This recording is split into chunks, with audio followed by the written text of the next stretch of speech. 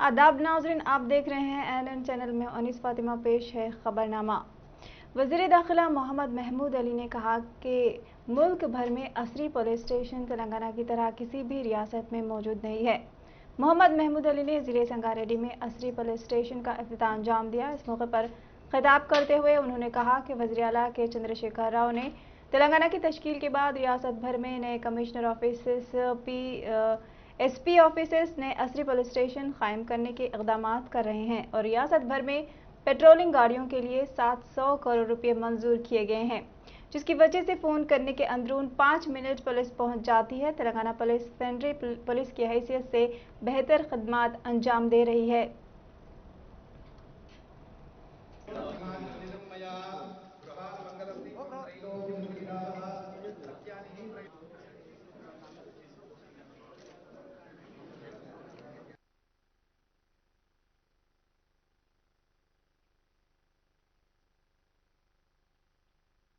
India में कहीं पर भी ऐसे पुलिस स्टेशन, ऐसे पुलिस ऑफिस नहीं है।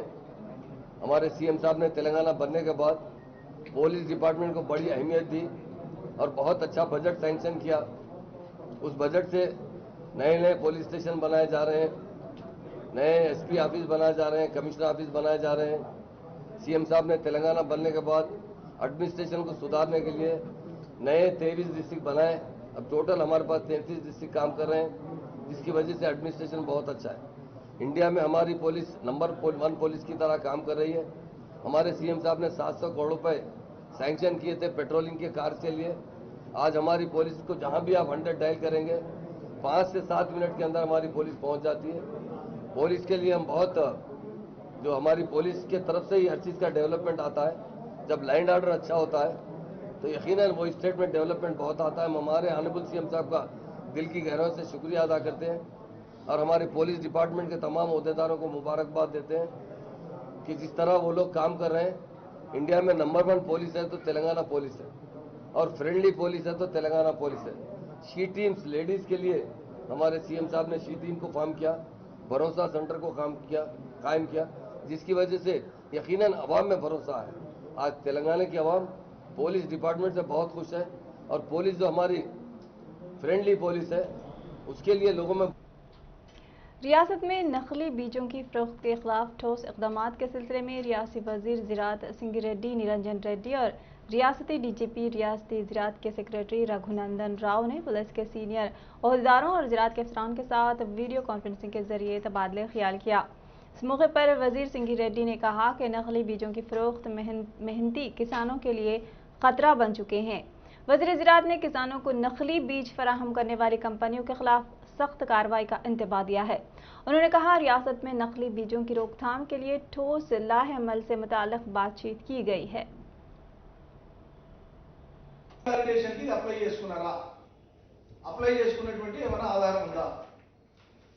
రీవాల్యుయేషన్ పీరియడ్ వాళ్ళది ఎక్స్పైర్ అయినాక కూడా అది కనుక రిటర్న్ సీల్ అక్కడ ఉంటే దట్ బికమ్స్ ఇల్లీగల్. ప్రతిదానికి ఒక ప్రొసీజర్ ఉంది. वज़ीर अफ़ज़ाइश मवेशियाँ तलसानी श्रीनिवास यादव ने कहा कि बगैर किसी ब्रोकेज सिस्टम के कल्याण लक्ष्मी और शादी मुबारक चेक्स इस्तेफादा कुनिंदगान तक पहुँचाए जा रहे हैं। उन्होंने कहा कि इसके एक हिस्से के तौर पर मारडपल्ली में वाक़ उनकी रिहाइश गाह पर सनत नगर हल्के के मोंडा डिवीज़न, बंसीलाल पेट, रामगोपाल पेट, बेगम पेट, अमीर पेट डिवीज़नों में 249 मुस्तफ़िद अफराद को चेक्स तक़सीम किए गए। TRS हुकूमत ने गरीब बच्चियों की शादियों को आसान बनाने के लिए इन स्कीमात का आगाज़ किया है। वज़ीर तलसानी ने शादी के बाद किसी भी ब्रोकर का सहारा लिए बगैर अपने दायरे इख्तियार में बराह रास्त MRO ऑफिस में मुनासिब असनाद पेश करके इस्तेफादा करने के मुस्तहिक़ वालिदैन से अपील की है।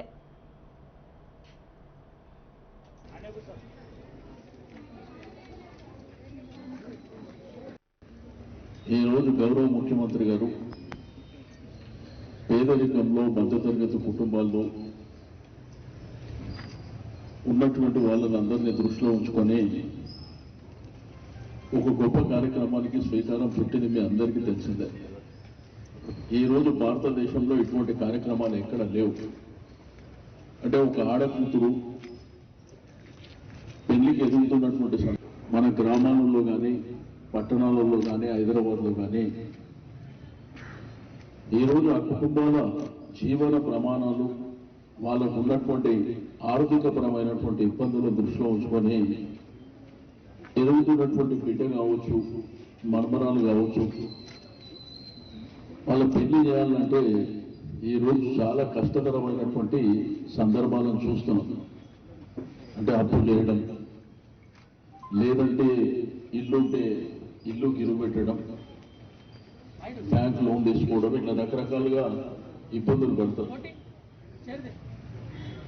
అయితే ఈ ఇబ్బందులు దూరం చేయడానికి కళ్యాణ లక్ష్మి అనేటువంటి మంచి కార్యక్రమాన్ని షాదీ ముబారక్ मरकजी वजीर फाइनेंस निर्मला सीतारामन की क़यादत में GST काउंसिल का इजलास वीडियो कॉन्फ्रेंसिंग के जरिए मुनक़िद हुआ, जिसमें BRK भवन से वजीर finance Harish Rao, chief secretary Somesh Kumar और दीगर आला ओहदेदारों ने हिस्सा लेते हुए कोरोना वबा से निपटने के लिए तेलंगाना हुकूमत की जानिब से किए जाने वाले इक़दामात से मरकजी वजीर फाइनेंस निर्मला सीतारामन को वाकिफ करवाते हुए रियासत को दरकार कोरोना वैक्सीन, ऑक्सीजन और दवाओं की तफसीलात पेश की और फौरी तौर पर रियासत को वैक्सीन, ऑक्सीजन सरबराह करने के सिलसिले में नुमाइंदगी की। इसके अलावा कोविड हंगामी अशिया, ब्लैक फंगस, अद्वियात पर टैक्स की शहरों में कमी, ऑक्सीजन, ऑक्सीमीटर्स, सैनिटाइजर्स और वेंटिलेटर समेत मुतादिद दीगर अशिया पर GST मुराद पर भी तबादले ख्याल किया गया। साबिक वजीर सहित जिन्हें KCR ने काबीना से बरतरफ कर दिया था, वो सबसे पहले TRS जमात से इस्तीफा देने के बाद आज असम्बली की रुकनियत से भी इस्तीफा दे दिया है। वो आज अपनी क़यामगाह शामीरपेट से सीधा गनपाक पहुंचकर तेलंगाना के शहीदों को खिराज अक़ीदत पेश करने के बाद मीडिया से बात करते हुए बताया कि KCR जो वादे किए वो गंगा में चले गए हैं। मैं हुजूराबाद असम्बली हल्के से कभी शिकस्त का सामना नहीं किया। मैं मुत्तहिदा रियासत में आंध्राई हुक्मरानों के खिलाफ असम्बली में आवाज़ बुलंद करता रहा हूँ। तेलंगाना आने के बाद वजीर के ओहदे पर फायज होकर अवाम की खिदमत की। दीगर जमातों से कामयाब होकर आज चंद कायदीन KCR काबीना में हैं। KCR ने पार्टी के रद्द-बदल करके कानून को बर्फदान की नज़र कर दिया। इस्तीफा मत दो कहकर चंद कायदीन ने कहा, लेकिन बी फार्म TRS का था, लेकिन वोट अवाम ने दिया। मैं 7 मरतबा असम्बली के लिए कामयाबी हासिल की, 7 मरतबा वज़ीर रहा। KCR आज दौलतमंद बन चुके हैं। करोड़ों रुपया इंतखाबात में खर्च करते हुए कामयाबी हासिल करना अपना शहवा बना चुके हैं। हुजूराबाद के ज़िमनी इंतखाबात में KCR के गुरूर व दौलत के खिलाफ अवाम वोट देंगे। मैं भारी अक्सरियत से दोबारा कामयाब हो जाऊंगा। मेरे साथ अवाम का आशीर्वाद है। मेरे खिलाफ KCR की गई कार्रवाई एक इंतकाम है। टेलर राजेंद्र मीडिया से खिताब करने के बाद स्पीकर के चैम्बर में गए, लेकिन स्पीकर की अदम मौजूदगी में सेक्रेटरी को अपना इस्तीफा सौंप दिया। टेलर राजेंद्र पीर के दिन BJP में शामिल होंगी।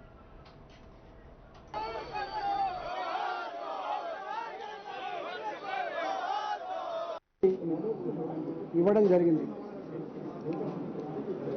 అసెంబ్లీ గేట్ల వద్ద కూడా కనీసం మా సహచరులు ఎవరైతే ఉన్నారో, మా నాయకులు ఎవరైతే ఉన్నారో వాళ్ళెవ్వరినీ కూడా అలౌ చేయలే.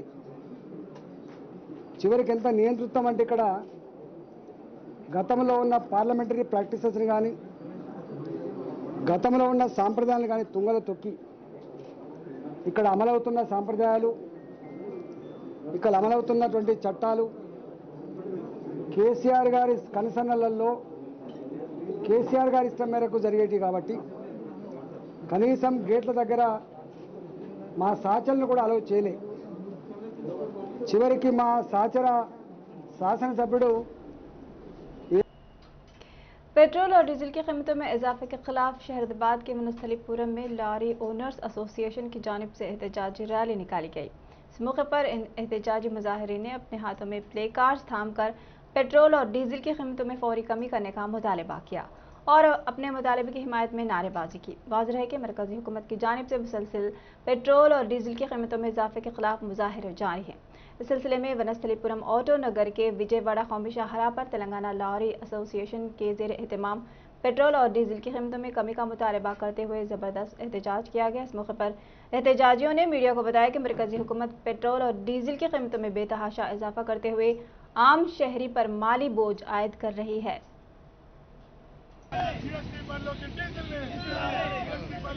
జిఎస్టీ పరిలోకి డీజిల్ పెట్రోల్ ధరల్లో జిఎస్టీ పరిలోకి డీజిల్ కేంద్ర ప్రభుత్వం మండి వైఖరి కేంద్ర ప్రభుత్వం మండి వైఖరి కేంద్ర ప్రభుత్వం మండి వైఖరి డీజిల్ పెట్రోల్ ధరల్లో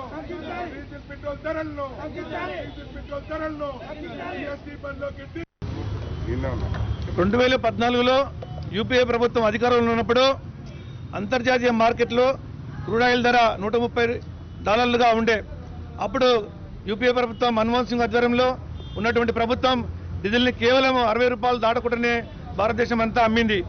మరి ఇప్పుడు 7 ఏళ్ల కాలంలో యూపీఏ ప్రభుత్వం పూర్తిగా అంటే ఈ యొక్క డీజిల్ పెట్రోలియంను నిత్యావసర వస్తువులుగా గుర్తించకుండా పూర్తిగా వ్యాపార ధోరణితో ట్యాక్స్ వసూలు రూపంలో భావిస్తూ 2014 నుంచి ఇప్పటి వరకు ₹60 డీజిల్ ఇప్పుడు ₹95గా వచ్చింది.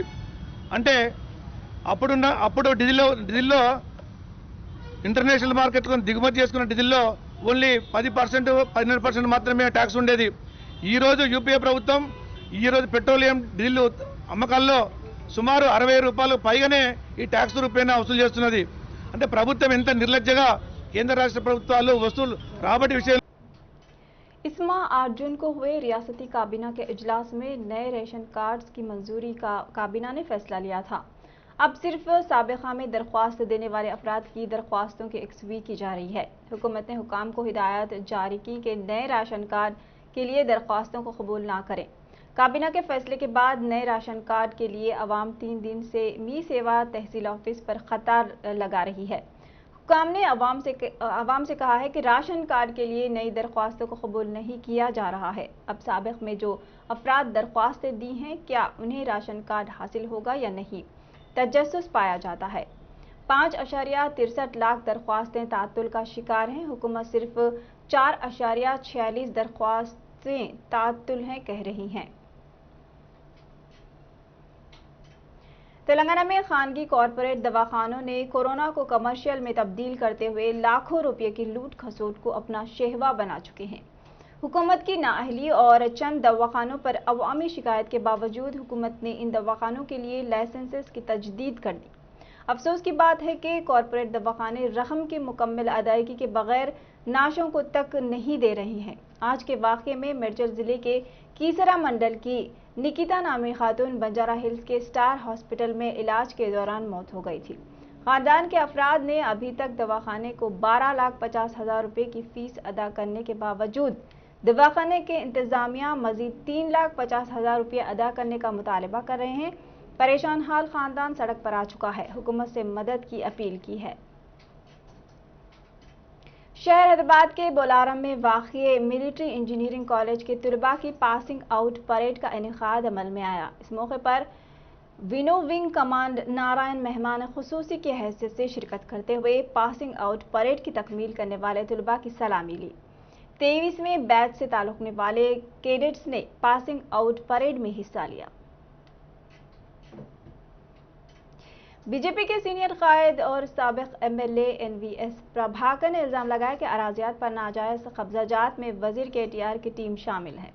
हफ्ते के रोज मीडिया से बात करते हुए प्रभाकर ने कहा कि 70 से ज्यादा टीआरएस एमएलए के खिलाफ जमीन पर नाजायज कब्जे के इल्जाम आयद हैं। उन्होंने कहा कि टीआरएस कायदीन ने 13 लिंक रोडों की तामीर का काम सिर्फ जमीन की कीमतों के लिए किया है।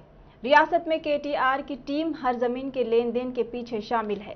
केटीआर के हामी रियल एस्टेट का कारोबार कर रहे हैं। अराजी की फरोख्त के मामले पर कुल जमाती इजलास मुनक़िद करने का उन्होंने मुतालिबा किया। कोर्ट डिस्प्यूट्स में प्राइवेट के आदमी के उस हाथ में जाने के लिए, देने के लिए, नॉमिनल प्राइस पे बेचने के लिए ये सरकार देख रहे हैं। तुरंत ये बेचने का काम, गवर्नमेंट लैंड बेचने का काम बंद करना है। वक्फ लैंड को प्रोटेक्ट नहीं करता, टेम्पल लैंड को प्रोटेक्ट नहीं करता, गवर्नमेंट लैंड को प्रोटेक्ट नहीं करता। 7 साल में 7 एकड़ लैंड को ये सरकार प्रोटेक्ट नहीं कर सका बोल के मैं आपको बता रहा हूँ। और साथ साथ में नया नया HMDA के अंदर 13 लिंक रोड्स को प्रपोजल करें। ये 13 लिंक रोड्स भी HMDA का मास्टर प्लान के खिलाफ में प्रपोजल चल रहा है। ये HMDA जो मास्टर प्लान है उसके खिलाफ में ये लिंक रोड आ रहे हैं। ये लिंक रोड के लिंक्स को हम देखने के लिए 2-3 जगह विजिट करें तो हमें मालूम पड़ा कि वहां पर सरकार लैंड रहने के बाद भी, डिफंक्ट नाला रहने के बाद भी, हाई टेंशन लाइन के टावर्स रहने के बाद भी उसके नीचे से रोड नहीं लगाते हुए फिर एक बार किसान को, गरीब को और वहां के प्लॉट ओनर्स को दबाव रख के वो लैंड खींचने के लिए कोशिश कर रहा है। इसके पीछे कौन है बोल के देखे तो वहां पर जमीन खरीदे से लोग, वहां पर जमीन डेवलपमेंट करे से लोग, पूरा टीआरएस के बड़े बड़े नेता लोग वहां पर खरीदने के कारण से ये लिंक रोड आ रहे बोल के मैं बता रहा हूं। और इसलिए इसको पूरा इमीडिएट ये कार्रवाई बंद करना बोल के। अवामी रकूमात को रिश्वतखोर अहदेदारों के मुकदमात के लिए इस्तेमाल करना अवाम के साथ फरेब और रिश्वतखोरी को फ़रोग़ देने के मुमासिल है। कांग्रेस पार्टी रिश्वतखोर ब्यूरोक्रेट्स के बदउनवानी मुकदमात के लिए मंजूरशुदा 60 करोड़ रुपये सरकारी खजाने में वापस जमा कराने का मुतालबा किया है। कांग्रेस पार्टी कायद चेरिकू श्रीनिवास रेड्डी ने केसीआर पर इल्ज़ाम आयद किया कि वो रिश्वतखोर अहदेदारों की हौसला अफजाई कर रहे हैं क्योंकि वो खुद बदउनवानियों में मुलविस हैं। जो ऑफिसर गलती किया है उनको न्यायस्थान जो शिक्षा दिया है, ये तेलंगाना राष्ट्र में अब तक 100 के ऊपर 100 के ऊपर केसेस है। आज टीआरएस गवर्नमेंट जो ऑफिसर्स गलती किया है, लोगों का हक छीनने का जो साहस किया और वो कोर्ट उनको शिक्षा दिया, जो अधिकारी गलती किया तो कोर्ट में उनका जेब से या सैलरी से वो फीस भरने का जरूरत है और कानून है। मगर टीआरएस गवर्नमेंट 60 करोड़ रुपीस जो जनता का ये धन है, जो करप्ट ऑफिसर्स के केस फीस लड़ने के लिए जो 60 करोड़ पब्लिक का पैसा जो ये जियो से लिया, कांग्रेस पार्टी डिमांड करती है वो 60 करोड़ इमीडिएटली गवर्नमेंट के अकाउंट पे जमा करना चाहिए। और जो अधिकारी कोर्ट कंटेम्प्ट केसेस है उन लोगों को बीजेपी गवर्नमेंट अगर टीआरएस और बीजेपी मुलाकात। हुसैनी आलम पुलिस स्टेशन हुदूद में एक नौजवान के कत्ल की संगीन वारदात पेश आई है। आशा टाकिस के करीब जेर तामीर अपार्टमेंट में नामालूम अफराद ने 25 साला मोहम्मद जुबैर की हैसियत से की गई शख्स का बेदर्दी से कत्ल कर दिया। इत्तला मौसूल होने के बाद इंचार्ज एसीपी चारमीनार श्री भिक्षम रेड्डी और इंस्पेक्टर हुसैनी आलम नरेश और इंस्पेक्टर कालापत्थर सुदर्शन के हमरा मौके पर पहुंचे। मकतूल की शिनाख्त जुबैर के तौर पर की गई है। पुलिस ने नाश को उस्मानिया दवाखाना मुंतकिल कर दिया और इस सिलसिले में एक मुकदमा दर्ज करते हुए तहकीकात कर रही है।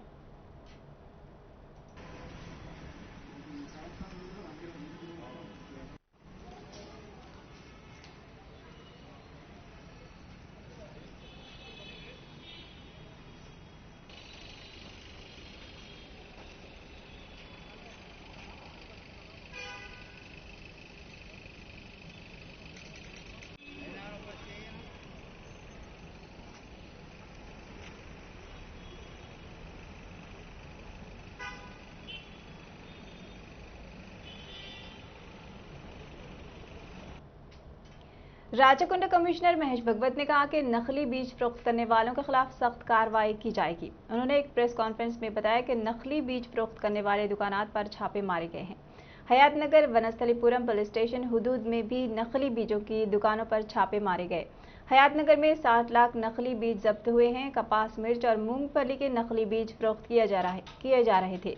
सीपी ने बताया कि गारेनी पानी गोपाल मालिक के खिलाफ मुकदमा दर्ज किया गया है और उसे गिरफ्तार किया गया है। उन्होंने कहा कि गोपाल का मनगुनूरू में बीजों का कारोबार है। उन्होंने कहा कि गुज़श्ता 4 सालों में 10 अफराद के खिलाफ पीडी एक्ट दर्ज किया गया है। उन्होंने बताया कि छापे एसओटी टीम और ज़रई अहदेदारों के इश्तिराक से किए गए हैं। सीपी महेश भगवत ने बताया कि गोपाल के खिलाफ भी पीडी एक्ट दर्ज किया जाएगा। వచ్చిన ఒక వీరాంజనేయులు అని ముద్దాయితో ఈ BT3 10 kg నకిలీ విత్తనాలు BT3 మన దేశంలో BT3 మీద బ్యాన్ ఉంది, ఇంకా మార్కెట్కి రాలే. అలాంటి విత్తనాలు కూడా వాళ్ళు అమ్ముతున్నారు రైతు. ఆ విత్తనాలు మనకు దొరికినాయి, ఇప్పుడు 10 kg ఉన్నాయి.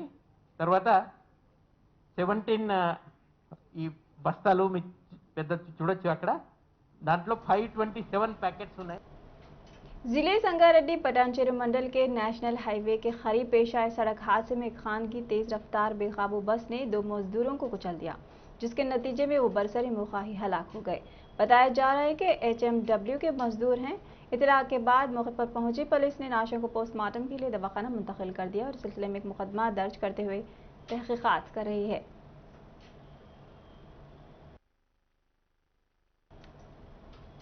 खबरनामे में फिलहाल इतना ही। मजीद खबरों के लिए देखते रहिए NN चैनल। अल्लाह हाफ़िज़।